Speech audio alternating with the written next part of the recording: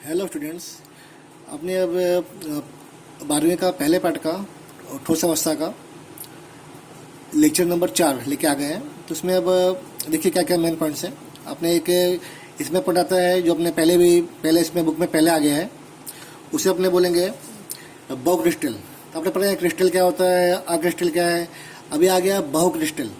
इसका अर्थ क्या होता है तो समझते इसके बारे में। भाई ऐसे कुछ पदार्थ हैं जो देखने में लगेंगे कि अक्रिस्टल है, जो उनकी व्यवस्था होगी, जो उसमें अणु आए हुए हैं, घटक कण आए हुए हैं, उनकी रचना हमको लगे कि भाई इसमें अव्यवस्था है, एकदम एक समान रूप से नहीं बढ़ रहे हैं, लेकिन उसमें गुण होता है क्रिस्टल का। ठीक है, देखने में अक्रिस्टल, परंतु देखेंगे जाके उसके अंदर जाके डीप में तो क्या दिखेगा, वो भी क्रिस्टल है, तो वो क्या लाएगा, बहु क्रिस्टलीय। तो समझते हैं अपने इसके बारे में। तो जो आपका कहा मैंने पहला मेन पॉइंट, जो देखने में अक्रिस्टल हो परंतु क्रिस्टलीय गुणधर्म रखते हों, क्या कहलाएगा वह, वो कहलाएगा आपका बहु क्रिस्टल। जैसे आपको एग्जांपल दूं मैं, धातु दिया हो, मेटल्स में ऐसा होता है, मान लो उसके घटक कण से आए हुए हैं, भाई सब उसके घटक कण हैं, जब सब उसके कर्नल्स हैं, इलेक्ट्रॉन्स हैं, सब लाइन से आए हुए हैं, परंतु कुछ ऐसी देखो नीचे किसी व्यवस्था यहाँ जा रही है, जो अपने धन आयन थे उसकी व्यवस्था ऐसे यहाँ से रचना बिगड़ जा रही है, दोनों एक लाइन में नहीं आ रहे हैं। तो देखने में लगेगा भाई कि सब अस्त व्यस्त है, यहाँ जैसे यहाँ हो रहा है कहीं और भी होगा, उनकी लाइन जैसे होनी चाहिए, भाई लाइन सीधी है, लाइन ऐसे घटक कण आए हुए हैं, ठीक है, परंतु क्या कुछ घटक कण बाद में लाइन उसकी टेढ़ी जा रही है, कुछ घटक कण ऐसे आ जा रहे हैं, लाइन ऐसी जा रही है, कहीं घटक कण ऐसे लाइन से आए हुए हैं, पर कहीं कहीं पे क्या घटक कण दिशा थोड़ी मतलब कि मुड़ जा रही है, उसकी दिशा बदल जा रही है, घटक कण का अलग तरह से आ रहा है, लेकिन उनका पैटर्न सेम है, जिसका पैटर्न आया है वो सेम आया हुआ है, उसे कहेंगे अपने बहु क्रिस्टल। ये कहाँ मिलता है, ये मोस्टली धातु में मिलता है। ठीक है, तो कुछ धातुएं या कुछ अर्धधातुएं, जैसे धातु है, धातु तो जानते हैं मोस्टली क्रिस्टल होगा, जैसे कोई धातु और अधातु दोनों गुणधर्म है, वह कहलाएगा, उसको मेटलॉइड्स, या कहते हैं उसको सेमी मेटल्स। तो उसमें दो टाइप के होते हैं, धातु भी होते हैं और अधातु भी होते हैं। ठीक है, तो मतलब कि उसमें दोनों गुण आए होते हैं, तो वो क्रिस्टल भी होते हैं और नॉन क्रिस्टल भी है। तो एक अच्छा एमसीक्यू है अपने एनसीईआरटी में, कौन सा ऐसा अक्रिस्टल धातु है, अक्रिस्टल ऐसा मेटलॉइड है, ठीक है, जो सूर्य ऊर्जा को किस में बदलता है, विद्युत ऊर्जा में। इसका एक बहुत अच्छा क्वेश्चन है, लिखता बोले ये पढ़ते अपने। इसका आंसर क्या आएगा, सिलिकॉन ऐसा क्रिस्टल है, उसका जो अक्रिस्टलीय पोर्शन, जो उसका अक्रिस्टलीय स्वभाव सोलर सेल में उपयोगी है। क्यों, उसमें कौन सा गुण होता है आइसोट्रोपिक का। याद हो क्या था आइसोट्रोपिक, हर दिशा में समान गुण हो। ठीक है, तो उसे बोलेंगे, तो वो एग्जाम अगर एक नंबर में आवे, भाई कौन सा ऐसा अक्रिस्टल है जो सोलर सेल में उपयोगी है, उसमें कौन सी सौर ऊर्जा का, इसमें विद्युत ऊर्जा में बदलने का बहुत ही अच्छा गुण आया, बहुत अच्छा गुण आया होता है। अच्छा, अब आगे बढ़ेंगे अपने इसके बाद में, कुछ इसमें पैटर्न हमको समझने पड़ेंगे जब को इसे पूरा पाठ समझने के लिए। कि एक शब्द है अवकाश जालक, फिर लेटेस्ट बिंदु या मोटिफ या पैटर्न क्या होता है। ठीक है, तो रत्ना कैसे बनती क्रिस्टल की, कैसे उसमें घटक कण कहाँ पे आए होते हैं, कैसा होता है, उसके बारे में अपने पढ़ेंगे स्टेप बाय स्टेप। तो सबसे पहले चेक करेंगे क्या होता है अवकाश जालक। ठीक है, तो उसका समझते अपने, मान लो हमारे पास कोई टाइल्स है, चलो मान लो अपने को टाइल्स ली हुई है, टाइल्स रखते हैं फर्श पे, मान लो कि टाइल्स कोई अपने ली हुई है, उसको मैंने जो जहाँ पे टाइल्स लगाना मैं बिछा दिया, और टाइल्स भी एक समान है, उसके मैंने ऐसे बिछा दिया हुआ टाइल्स को, जो सब दिख रहा है गुलाबी रंग में टाइल्स है, उसके बिछाया मैंने एक लाइन से। अब ऐसी कल्पना करो कि टाइल्स पे कहीं पर आपने एक बिंदु पाट दिया, हर टाइल्स में वो बिंदु वहां लगा दो, उस जगह पे जो यहाँ बिंदु लगाया गया है। अब ऐसी कल्पना करो कि भाई खाली टाइल्स नहीं है, खाली बिंदु ही दिख रहा है हमें। फिर से एक बार, अपना टाइल्स लिया, बिछा दिया पूरे फर्श पे, उस पर जगह जगह डॉट लगा दिए। फिर ऐसी कल्पना करो कि सिर्फ हमें डॉट दिख रहा है, टाइल्स दिख नहीं रही है। जो डॉट दिख रहा है उसे क्या नाम दिया गया है, नाम दिया गया है अवकाश जालक या अवकाशीय चालक बोलते हैं उसको, बोलते हैं लेटाइस स्ट्रक्चर्स, पूरा लेटाइस स्ट्रक्चर बोलेंगे इसका पूरे को अपने को। और जो इसका हिंदी वर्ड क्या है, अवकाश जालक। और जो बिंदु बनाए गए थे, जो हमने अलग अलग बिंदु बनाए थे, वो कहलाएंगे जालक बिंदु, या बोलेंगे उसको लेटाइस बिंदु या लेटिस बिंदु। ठीक है, तो इसमें दो चीज़ आ गई, क्या क्या आ गया, ये आ गया अवकाश चालक क्या होता है, इसे कल्पना करते हैं। और जो बिंदु का नाम क्या दिया गया, लेटिस बिंदु। अब एक नया शब्द है मोटिव। बोले एग्जाम में मोटिव क्या होता है, आपको जो ऑप्शन दिया है इसके बारे में, तो क्या होता है मोटिव, समझते हो उसके बारे में कि मोटिव क्या है। मोटिव क्या है, मोटिव एक ऐसी रचना है, मान लो कि कोई घटक कण है। जब घटक कण मतलब जो आपने पहले बात कर चुके हैं, जहां वो लोग कण है वहां कैसे समझोगे कि उसका मतलब होता है कि चाहे अणु आया हुआ हो या परमाणु अथवा आयन, तो जहां जहां लेटिस बिंदु है, जहां जालक बिंदु है, वहां पे कोई कण आया हुआ है, ऐसी कल्पना करनी है। तो कण किस टाइप के होंगे, या तो मान लो कि लो, या देख लो ये मान लो कोई परमाणु है, ठीक है, या कोई आयन आया हुआ है, अणु आया हुआ है। मान लो कि अणु है, दो से मिलकर बना हुआ है, या कोई ऐसे घटक कण आए हुए, परमाणु आए हुए हैं, तो उसको वहां रखेंगे। अब उस जगह पे रखेंगे, कहाँ रखेंगे, उस लेटेस्ट बिंदु पे, ठीक है। तो इसकी कोई व्याख्या बोलनी हो तो इसकी क्या व्याख्या बोलोगे। चलो मान लो कि NaCl का पूरा क्रिस्टल है, तो जहाँ बिंदु है वहाँ क्या आएगा, वहाँ पे NaCl आएगा। मान लो कि NaCl का ये मोटिव है, वहाँ रखेंगे NaCl को जगह जगह पर। तो जो रत्ना बनेगी इस टाइप से, ये रत्ना बन रही है, NaCl रखा गया है उस पॉइंट पे। तो इस जो घटक कण है उसको ऐसा दर्शाएंगे अपने, इसका नाम दिया गया है मोटिव। इसकी व्याख्या बोलनी हो, क्या व्याख्या बोलोगे, इसकी व्याख्या बोलनी हो तो बोलेंगे अपने, किसी भी क्रिस्टल की, मान लो NaCl की, किसी भी क्रिस्टल की रचना बनाने के लिए उसके घटक कणों को इसे दर्शाएंगे बिंदु से। इसे दर्शा, जो बिंदु लिखा गया है, डॉट है, ये गोला पड़ा गया है, ये डबल डॉट है, दर्शाने के लिए जिस बिंदु नुमा का उपयोग करते हैं, जो बिंदु रचना है उपयोग कर रहे हैं, जो अलग अलग टाइप बनाए बिना यहाँ पे उसका उपयोग करते हैं, उन्हें कहेंगे मोटिव कहेंगे। तो वह रचना जिसे हम क्रिस्टल दर्शाते हैं क्या कहलाएगा, वह कहलाएगा मोटिव, या बोलते हैं इंग्लिश में बेसिस। ये भी इंग्लिश वर्ड है, बेसिस यानी घटक कण का निरूपण। अब यहाँ पे बगल में दर्शाया गया है भाई, ये अवकाश चालक है, हर एक बिंदु पर ये घटक कण आया हुआ है, ये मोटिव आया हुआ है। तो यह मोटिव हर बिंदु पे आएगा। जो रचना बनेगी वो क्या कहलाएगी, वह 2D रचना है, यानी क्रिस्टल की द्विविमीय रचना या 2D रचना से कहते हैं। रचना 3D यानी ऐसी भी ऊपर भी आगे बढ़ेगा। अभी क्या है, लंबाई है, ठीक है, चौड़ाई है, यहाँ पे ऊंचाई भी होगी इसकी, यानी कि ये 3D पूरा हो जाएगा। लेकिन अभी ये 2D बनाया गया है, तो इसे बोलेंगे अपने क्रिस्टल की 2D रचना। अब यहाँ पे शब्द है पैटर्न, जैसे लिखा है पैटर्न, इसका मतलब होता है कि घटक कणों को अवकाश से जालक पर रखने के बाद जो एक रचना बनती है, चाहे रचना 2D और 3D हो, रचना समान बनेगी, एक उसका खास पैटर्न आएगा। अगर मैंने ये रखा जाए, एक रखा इसमें रखा हुआ है मोटिव, तो ऐसा पैटर्न बनेगी। अगर मैंने येला रखा होता मोटिव गोल टाइप का, तो अलग पैटर्न बनती है, अलग उसकी रचना बनती। अगर डार्क रखा होता है यहाँ पर डार्क बिंदु, तो अलग रचना बनती। तो जो अलग अलग रचना बन रही है वो क्या कहलाएगा, पैटर्न। ऐसा पैटर्न है इसमें भाई, पैटर्न में बिंदुओं पे दो दो कण आए हुए हैं एक बिंदु पर, ऐसी पैटर्न बनी हुई है। तो जो मोटिव रखने के बाद जो भी रचना बन रही है एक सलाई एक प्रकार की, वो क्या कहलाएगा कि पैटर्न, ठीक है। थोड़ा अपने आगे बढ़ते हो। चलो अभी क्वेश्चन एग्जाम में 2 नंबर में आता है, 2 मार्क्स में आएगा कि क्रिस्टल जालक के सामान्य लक्षण लिखो, ठीक है।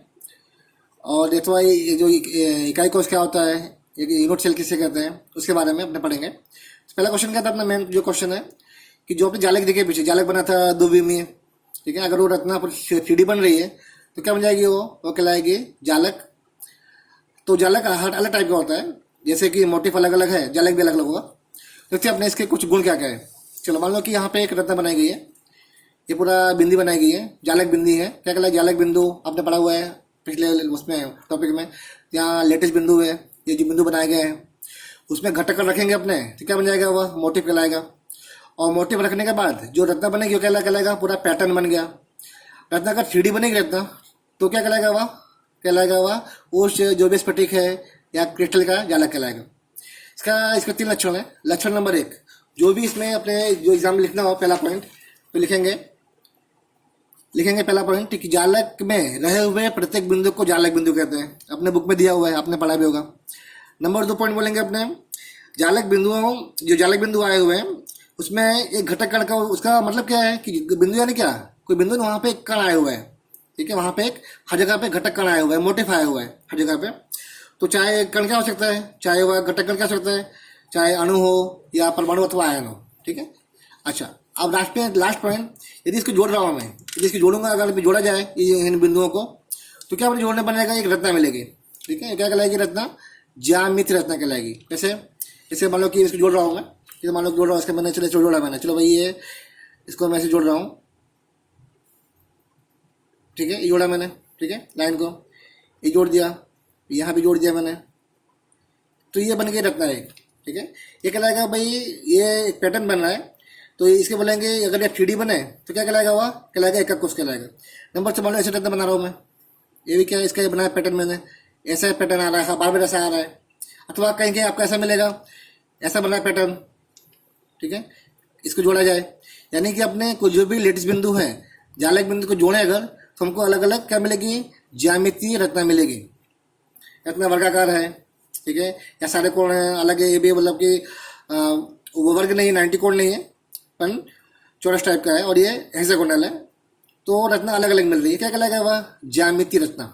अच्छा, अब आगे बढ़ते अपने, क्या होता है एकक कोष्ठिका, तो यदि उसको पूरा 3D किया जाए, सिंपल है 2D है, 3D किया जाए, जैसे मतलब कि ये रत्ना है, तो मैंने ऐसा बनाया, ठीक है, 3D बन गया है, ठीक है, 2D था, ऊंचाई भी आ गई, तो क्या कहलाएगा पूरा रत्ना, कहलाएगा इकाई कोष कहलाएगा ये, ठीक है। कि व्याख्या बोलनी हो, बोलोगे सीढ़ी या जो भी आप क्रिस्टल जालक का कैसा भाग, त्रिविमी जालक का वह छोटा भाग जो क्रिस्टल को परिभाषित करे, सारे गुण दिखाए, वो क्या कहलाएगा, एक कोष्ठिका। जैसे भी ये चौरस है जिसका बनाया मैंने 3D में, इसमें सारे गुण आ गए, कण कहाँ कहाँ पे आए हुए हैं, कैसे आए हुए हैं। अगर ऐसा मिल रहा है ज्यामितीय, तो रत्ना क्रिस्टल ऐसा बनेगा क्रिस्टल। अगर ज्यामितीय रत्ना ऐसी बन रही है, ठीक है, तो ऐसा क्रिस्टल बनेगा। तो ये हो गया आपका एक कोष्ठिका के अलग अलग टाइप होते हैं। तो अब देखते हैं उसके बाद में कि नया टॉपिक, तो एग्जाम में 2 नंबर में पूछते हैं कि इसकी व्याख्या क्या जाएगी, व्याख्या लिखो क्या होता है एक कोष्ठिका, और कभी कभी आएगा इसके लक्षण लिखो, किसके, जालक क्रिस्टल के लक्षण लिखो। तो आपको ये करना है, और थोड़ा आगे बढ़ेंगे अपने इस टॉपिक में। अब यहाँ पे एक नया टॉपिक आएगा, जो भी अपने यूनिट सेल है या जो अपने एक कोष्ठिका है उसके पैरामीटर्स, जो भी ये कोष बन रहे हैं, एक कोष्ठिका बन रही है अलग टाइप की, अलग अलग आकार की, इसमें अपने ये लेंगे क्यूब लेंगे, इसके समझेंगे इसमें कौन कौन से पैरामीटर है, पैरामीटर यानी कौन कौन से घटक है, कैसे किससे मिलकर बना हुआ है। इसमें देखो ये मतलब इसको बड़ा बना दिया मैंने, इसमें कुछ भुजाएं आई हुई है, ठीक है, इसमें कुछ कोण आए हुए हैं, तो आपको इसमें बताना है भाई कितने पैरामीटर हैं, कुल 6 पैरामीटर हैं, भुजाएं 3, ए बी और सी। ये भुजा जो खड़ी भुजा ए है, ठीक है, यहाँ चौड़ाई जो दी है बी दी हुई है, लंबाई सी दी हुई है, और जो कोण कहाँ आए होते हैं, जो कोण भी अलग अलग है। जो भुजा ए के सामने, भुजा के सामने क्या होगा, अल्फा कोण आएगा, ये नक्की होता है। जहाँ पे अगर आपने यहाँ पे ए लिखा तो अल्फा यहाँ आएगा, यहाँ पे ए दिया हुआ है तो अल्फा यहाँ आएगा, तो भुजा ए के सामने अल्फा कोण। भुजा बी यहाँ पे, बी के सामने बीटा कोण, और जो सी है, सी यहाँ पे आएगा, हरे रंग में सी है, सामने क्या आएगा, गामा कोण आएगा। तो ये इसके 6 पैरामीटर है। बोले एग्जाम में कितने पैरामीटर है, तो क्या करोगे, ये 6 पैरामीटर है, कौन कौन से, फिर से एक बार, भुजा के सामने अल्फा कोण, भुजा बी के सामने बीटा कोण, और इसी के सामने गामा कोण। उल्टा बोलना हो तो बोले एग्जाम में 1 नंबर में, भाई अल्फा कोण कहाँ पे आया हुआ है, किसके मध्य में आया हुआ है, तो भुजा बीसी के मध्य आया हुआ है। 2 पॉइंट, दोनों सेम पॉइंट है, दोनों का एक ही मतलब है, एक के सामने बोलो या भुजा बीसी के मध्य बोलो। भुजा बी के सामने बीटा कोण, इसमें क्या नहीं है, बी में यहाँ भुजा आ गया तो एसी के मध्य बीटा कोण आएगा। फिर एसी के सामने गामा कोण, तो क्या आएगा, ए बी के मध्य गामा कोण। तो दो इसके आंसर आ सकते हैं। बोले एग्जाम में भाई अल्फा कोण किस भुजा के सामने आया हुआ है, क्या बोलोगे, ए के सामने। उल्टा बोलो मैं, अल्फा कोण किन 2 भुजाओं के बीच आया हुआ है, क्या आएगा आंसर, बीसी के बीच। अब आगे एक नया क्वेश्चन आता है एग्जाम में कि भाई जो एकक कोष्ठिका है, जो इकाई कोष है अथवा जो यूनिट सेल है, इसके कितने प्रकार हैं, ठीक है। तो हमें इसके बारे में पढ़ना है कि मुख्य प्रकार तो काफ़ी हैं, पर जो मुख्य इसमें जो प्रकार हैं हम पढ़ेंगे। अब समझते हैं हर एक के बारे में क्या क्या है।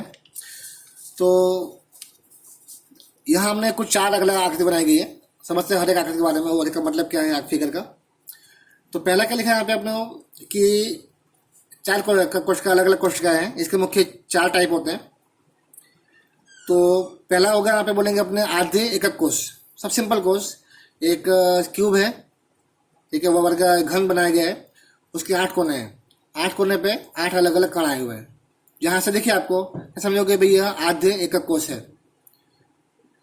ठीक है। जिसमें यहाँ रह गया कोण बनाना, तो इसको यहाँ पे बना दे रहा हूँ मैं, यहाँ पे 8 होने चाहिए, 8 कण होने चाहिए, 8 कोण है, 8 कण। तो इसका नाम क्या बोलेंगे इंग्लिश में? It called primitive unit cell. ठीक है। अच्छा, अब दूसरा एक कोर्स इस टाइप का है। यहाँ दिख रहा है आपको भी सेम कोर्स है, ये भी घनाकार है, यहाँ भी 8 कोने हैं। ठीक है, 8 कोने में 8 तो आएंगे प्लस इसके मध्य में अंदर साइड एक कण कहीं पे आया होगा। जैसे भाई अपना रूम है, ठीक है, कोने कोने में आए हुए हों कण, और एक कण कहाँ आ जावे? यहाँ बीच में आ जावे। जैसे पंखा है बीच में आया हुआ है, तो क्या कहलाएगा? अंतः केंद्रित। इसको अपने बोलते हैं बिजनेस BCC। इंग्लिश में ये वर्ड बहुत फेमस है, BCC, यानी कि बॉडी सेंटर्ड, बॉडी के मध्य में आया वो। आगे बढ़ते हैं अपने फलक केंद्र बोलते हैं, इसका नाम है फलक केंद्रित। It called FCC। FCC मतलब होता है फलक। फलक मतलब सतह होती है। जैसे भाई ये मान लो कि ये पूरा घन है, यहाँ पे भी 8 कोने में आए हुए हैं, दिख रहे हैं 8 कोने में 8 है, प्लस फलक यानी समतल।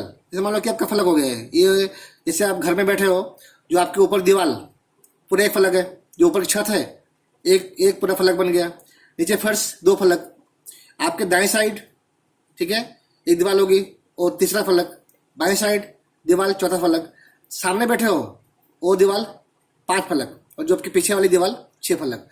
हर घन में 6 फलक होते हैं। जैसे भाई आपको बात कर रहा हूँ, ये आपके ये पूरा फलक एक है, ठीक है, ये पूरा समतल फलक हो गया है, ऊपर का, फिर ये उसके नीचे की दीवार, नीचे का फर्श, ठीक है, इस टाइप से, फिर दाएं साइड बाएं साइड, सामने और पीछे 6 फलक है। और हर फलक के मध्य में एक कण आया हुआ हो, एक कण आया हुआ हो बीच बीच फलक में। जैसे फलक दीवार है, इसी बीच में बाड़ी आई हुई है, बाड़ी बीच में है, तो वहाँ कोई कण आया हुआ हो, वो क्या कहलाएगा FCC। और लास्ट पॉइंट जो आपको पढ़ना है आपको, अंत केंद्रित, तो जिसके नाम के ऊपर से है एंड से बोलते हैं एंड सेंटर्ड, ECC। तो यहाँ पे वही है 8, ठीक है, इसमें भी 8 कण है, ठीक है, कितने कण है? कोने पे 8 कण है। और किसी भी 2 फलक में, जो फलक कैसा होना चाहिए? आमने सामने हो, ऊपर नीचे हो, या दाएं बाएं हो, या आगे पीछे हो। तो उसमें 2 कण आए हुए हो, ऊपर एक नीचे, या 2 ही होने चाहिए आमने सामने, उससे अधिक नहीं। वो कहीं हो सकते हैं, चाहे ऊपर नीचे हो, चाहे दाएं बाएं हो, या आमने सामने हो। तो कहलाता है अंत केंद्रित क्यूब या लेटिस, या अंत केंद्रित इकाई कोश, एक कोष्टिका। तो फिर से देख लो, एक बार रिपीट कर लो पॉइंट है, एग्जाम में क्वेश्चन आएगा 3 नंबर में। मुख्य 2 भाग है, पहला बोलोगे आधे का कोश, दूसरा का केंद्रित। ये सब केंद्रित है, तीनों कैसे केंद्रित हैं? आधा नहीं, खाली कोने पे आए हुए हों, और जो लिखा केंद्रित मतलब कोने के अलावा कहीं अन्य और कण आए हुए हों, वो कहलाएगा केंद्रित। तो 3 केंद्रित हैं, अंत केंद्रित, फलक केंद्रित और अंत केंद्रित। BCC बॉडी सेंटर्ड, फेस, ये पूरा फेस है, फेस सेंटर्ड, फेस में फलक में आए हुए हों, और अंत केंद्रित आमने सामने आए हुए हों, ठीक है। चलो बताओ, ये एक घन है, इस घन में कुल कितने कोने हैं? कोने देखा आपने ने? सब बोलो कितने कोने हैं? तो 8 कोने हैं। फलक कितने हैं? इसमें कुल मिला के 6 फलक है भाई, 6 फलक आ गए, लगा नहीं? सतह जो समतल आय सतह आई हुई है। और धार है ये, जैसे ये धार बनी गई है, सब धार कहलाएगी, ये धार है। तो धार कितनी होगी? गिनो एक बार अपने मन से। इसमें आएगा धार 12 आएंगी, ठीक है। कैसे? 4 1 2 3 4 नीचे, 4 खड़े 8 हो गई, ऊपर 4 12 हो गई। अंत केंद्र, अंदर का भाग, पूरा अंदर का भाग वो 1 होगा। इसमें 2 भाग नहीं है, पूरा एक भाग में आया हुआ है। अंदर का जो अवकाश है वह पूरा 1 है, इसमें कोई 2 भाग नहीं है, पूरा एक ही अवकाश आया हुआ है, वहाँ पे कहीं भी कण आया हुआ हो। तो बोले एग्जाम में 1 नंबर में या MCQ में, किसी घन में कोने कितने होते हैं? 8, फलक कितने हैं? 6, भुजाएं कितनी है? 12, और अंतः केंद्र कितना है? 1।